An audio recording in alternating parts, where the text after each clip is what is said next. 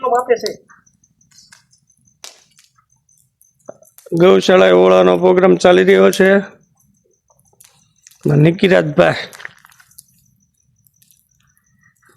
આર્મીના કલર રીંગણા શીખી રહ્યા છે. અમારે ગૌશાળાના કોઠારી લઘુ મહંત અરવિંદાસ બાપુ ડુંગળીનું કટિંગ કરી રહ્યા છે. આ એમની બધી પુરાની યાદે પડી છે. આ એની બચપનની સાચી છે. 3 ગાડીના માલિક અરવિંદ બાપુ જો પુરાની યાદો.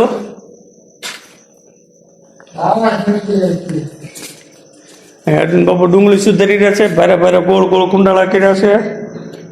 જય માતાજી. તો વીર દેવત બદર ગૌશાળામાં શાળાની કાટ પડે એટલે ઓળો તો સાંભળે જ નહીં એક જ વાત. અને બાપુનું અનુષ્ઠાન ચાલુ છે.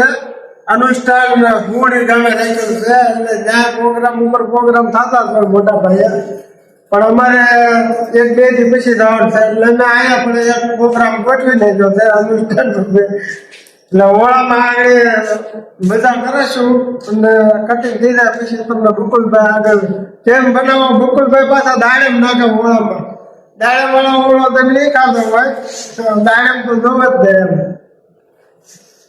અને આ ચેડિયા મરચા લીલા કાળા થઈ ગયા એવા તીખાશ વાળા લાવે છે નિકિરાજસિંહ.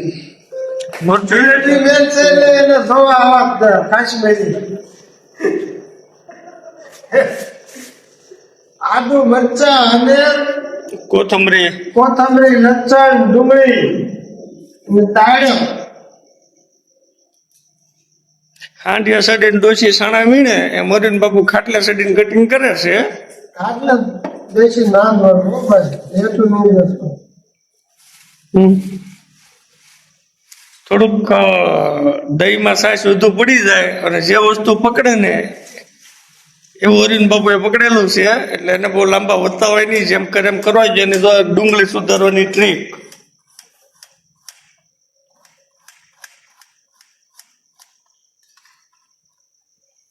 કુંભણિયા ભાવનગરના પ્રખ્યાત કુંભણિયાના બેસ્ટ કારીગર. બનાવવાના એને ડુંગળીની કટિંગ જો કટર મશીનનું કટિંગ કરે. અંધારું છે અંધારા હે. તો હવે પછીનું આપણે રીંગણા શેકાઈ ગયા છે તો એને કંઈક થાળીમાં કાઢવા તો પડશે. બાકીની પ્રોસેસ પછી આવ્યો ને હું તને બતાવું.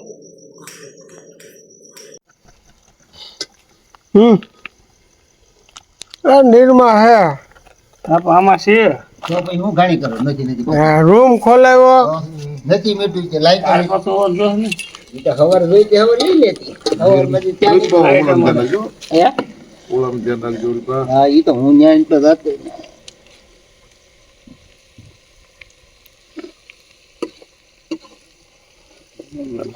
મંડાણો હે ખીચડી નો કરી નાખતો. એ તો ભાઈ ગમે થાય. એનું નામ લ્યો. રસોઈને રોક ટોક નહીં કરવાની. હા પાણી ગ્લાસ અહીંયા રાખજે. હું મારે માપે નાખી કેમ પડ્યું જ ના ખાંડું ને અને ઓલું પીળું ડબલું માં નાખવાનું છે કે મરચું બધું મેં અમે ચારીમાં ખાંડ્યું.